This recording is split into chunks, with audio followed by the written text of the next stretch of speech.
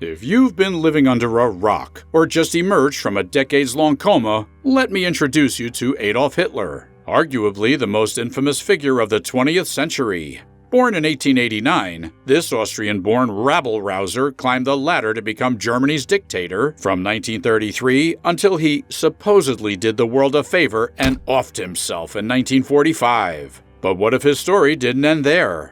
While official history claims Hitler met his end in a Berlin bunker in 1945, some people aren't buying it. This has led to a flurry of theories about Hitler's fate, each more outlandish than the last. Did Hitler really die in that Berlin bunker? Or did he manage to slip away? And if he did skedaddle, how on earth did he manage it in 1945, with the whole world gunning for him?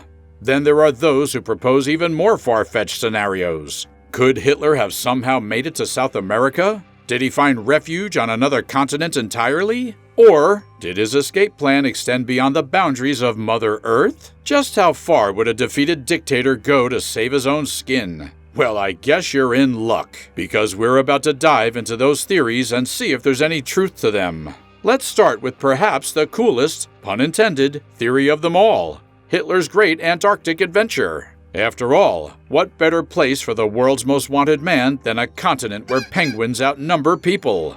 Purportedly, Hitler didn't die in the Führer bunker, but instead hitched a ride on a U-boat to the least Nazi-friendly place on Earth, Antarctica.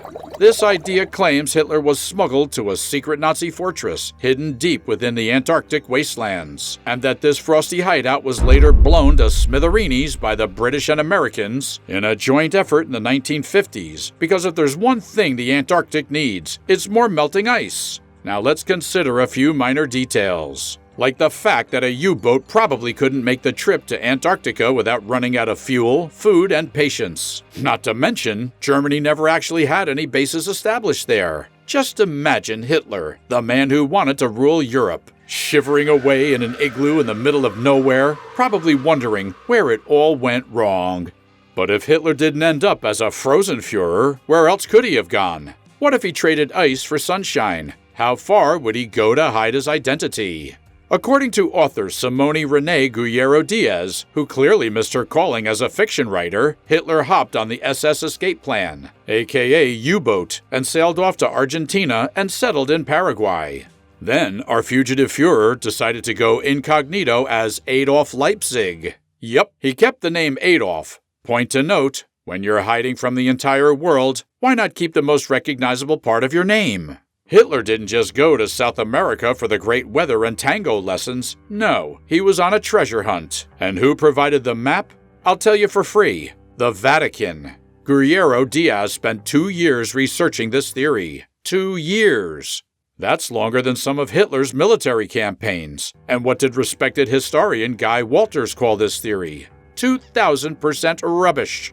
I don't know about you, but I'm impressed. It takes real talent to reach 2,000% on anything. Picture Hitler introducing himself to his new neighbors. "Hey there, I'm Adolf." No, not that Adolf. Different Adolf. Leipzig. Adolf Leipzig. Nothing to see here. Now I know what you're thinking. Surely that's as crazy as these theories get, right? Well, just wait till you hear this next one. Ever gazed up at the night sky and wondered? Because according to some, Hitler might have done just more than look. When you're the most hated man on Earth, there's only one logical place to go: the moon. Yes, some people actually believe that he had a nice secret hideout on the moon. You know, nothing says living space quite like a barren, lifeless rock, devoid of all joy and humanity. Come to think of it, that sounds like the perfect place for him. Let's go over the details. Germany, with their V-2 rockets and superior technology, had already won the space race in 1942. So Hitler hopped onto his rocket and blasted off to start the Fourth Reich on the moon. One small step for man, one giant leap for evil. This theory also claims that the Nazis made contact with UFOs. I'll leave you to decide if that's convincing enough. All right, let's bring it back down to Earth, but don't expect things to get any less strange. If not the moon, then for Pete's sake, where? Could Hitler have hidden in plain sight? What disguise could possibly conceal the world's most recognizable face? Before he was prepping for mass extermination, Hitler fancied himself an artist. So naturally, this theory believes he faked his death and became an art collector named Father Crespi. In 1981, a U.S. Army colonel named Wendell Stevens was absolutely convinced he'd stumbled upon the Fuhrer himself, living it up as an art-collecting man of the cloth and hiding right under everyone's noses in a collar and cassock. The theory claims that this mysterious Father Crespi was secretly hoarding a stash of priceless paintings. Well, what else would a Hitler in hiding do with his time, other than indulge in his inner art critic? Of course, when confronted, Crespi denied any connection to Hitler. Shocking, I know, but what did they expect? Yes, I'm the notorious Adolf Hitler. Please arrest me immediately. I'll be in the confessional if you need me. However, this theory does have one major flaw: the fact that Hitler was believed to have Parkinson's disease in his later years. Living till 1993, as Father Crespi did, would have been a bit of a stretch even for a master of disguise. Just when you thought Hitler couldn't possibly be more of a narcissist, we've got a theory that suggests he loved himself so much he made a copy. Nuh-huh. This theory believes Hitler decided to play God and create mini-me Hitler. And who better to help him than Dr. Joseph Mengele, the angel of death himself, a guy known for his ethically dubious medical experiments? I can just imagine the conversation they had before Hitler decided to leave his clone in the Fuhrer bunker as a stand-in. Now remember, clone Adolf, when the Russians come, just act natural. Oh, and don't forget to fail spectacularly at world domination. It's kind of our thing.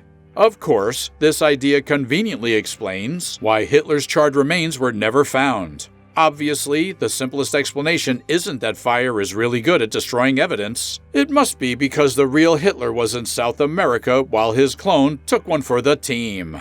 This whole clone saga inspired the novel The Boys from Brazil. I'm surprised they didn't call it Eat, Pray, Clone or Hitler and Hitlerer, coming soon to a nightmare near you. P.S. Thinking of the absolute perfect moment to like and subscribe? This is it. Our next theory talks about a wolf in, well, wolf's clothing. This one might just change everything you thought you knew.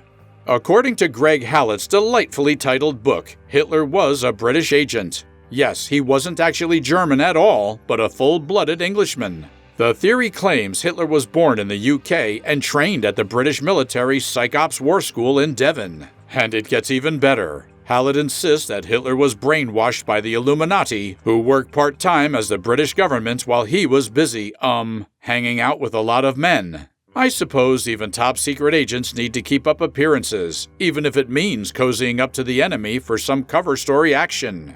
The pièce de résistance? This assumption also suggests Hitler was eventually pulled from Germany by the British Secret Service and then whacked by a Bond-like operative. If secret agents aren't your cup of tea, how about a journey to the center of the earth? Another theory proposes that Hitler did not end up as a pile of charred ashes in a Berlin courtyard. Instead, he managed to escape his Fuhrer bunker through a secret tunnel. At the end of this tunnel, not a light, but an airship, which the dictator then used to fly all the way to the South Pole. It was in the South Pole that Hitler supposedly did something truly miraculous. He disappeared into the hollow earth, where he subsequently lived out the rest of his days. Now you might be thinking, but the earth isn't hollow. Well, aren't you a party pooper with your facts and basic geology? Many German scientists genuinely believed the Earth to be hollow at the time, and there are still conspiracy theorists who believe such a thing is true today. The Nazis even set out on several expeditions to prove it, but never managed to confirm the truth. Let's resurface for a moment and consider something closer to home, because to be honest, I don't even think that's possible. Hollow Earth? Come on!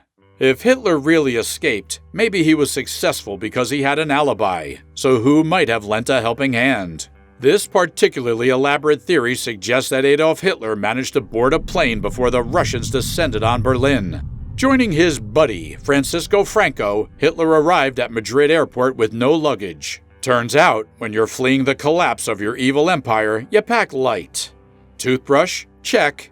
Mustache comb? Double check. Humanity? Nah, leave that behind. A month later, part of Franco's fortress was mysteriously sealed off. Obviously, this could only mean one thing. Hitler's man cave was ready. Reportedly, Hitler lived there peacefully until he died of a heart attack. Who knew planning world domination was bad for your cardiovascular health? It's almost touching to think of Hitler and Franco, two tyrants in a tanning bed, sharing their tips on how to rock a military cap and comparing their best dictator trophies. And if crashing on Franco's couch wasn't Hitler's style, perhaps he preferred something a little more luxurious? If you were a defeated dictator with expensive tastes, where would you spend your retirement? This next conspiracy posits that after a hard day of, trying to take over the world, Hitler decided to live it up in Argentina, and not in any old fleabag motel. He opted for the high life at a resort called the Eden Inn La Falda, Cordoba, owned by his pals Ida and Walter Eichhorn. Noam Shalev, one of the theory's architects, says, "We'll never know the truth," which is just code for, I just made this up, but it sounds kind of fun, right? Our next theory makes others look positively mundane. Forget U-boats, planes, or rockets. Think aliens. According to this bona fide conspiracy theory, Hitler faked his own death using a body double and then got beamed up to a nice, comfortable UFO before the Russians could ruin his day. And who, pray tell, is the mastermind behind this conspiracy? None other than William H. Carpenter, the head honcho of the Carpenter Foundation for Extraterrestrial Research and the Arts. Gee whiz, I wonder why no one's ever heard of this totally legitimate organization. Allegedly, old Adolf was a big believer in alien life and even managed to sneak a few flying saucers into his 1913 masterpiece, Madonna and the Child. But the wow factor here is that Carpenter claims Hitler's stunning successes in conquering Europe can only be explained one way: alien intervention. Naturally, when you've got a genocidal maniac with a Napoleon complex, the only reasonable explanation is that he must have had a little help from outer space. The fate of Adolf Hitler has long been a mystery, with conspiracy theorists offering up some really smart and very logical explanations for his supposed demise. But as we've seen, the truth may be stranger than fiction. Which of these theories has you the most intrigued, and what story would you like to see next? Let us know in the comments. And until next time, remember, just because you can escape to heaven knows where, doesn't mean you can escape justice or ridicule from future generations. Stay safe, don't do drugs, and most importantly, don't start any world wars. Earth already has enough mess to clean up.